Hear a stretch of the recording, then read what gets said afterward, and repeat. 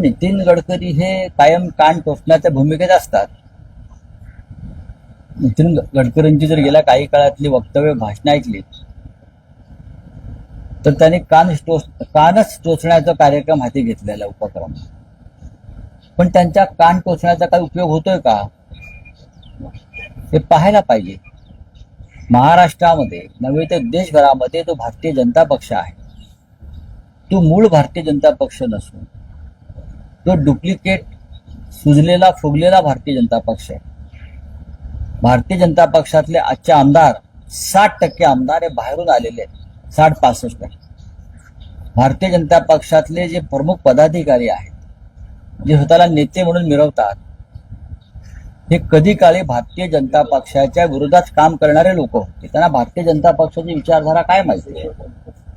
जे कालपर्यंत हाफ चड्डीवर संघाच्या घाणेरड्या शब्दात टीका करत होते आज ते संघाच्या चड्ड्या घालून संचलनात सामील होताना जेव्हा पाहतो तेव्हा लोक हसतात.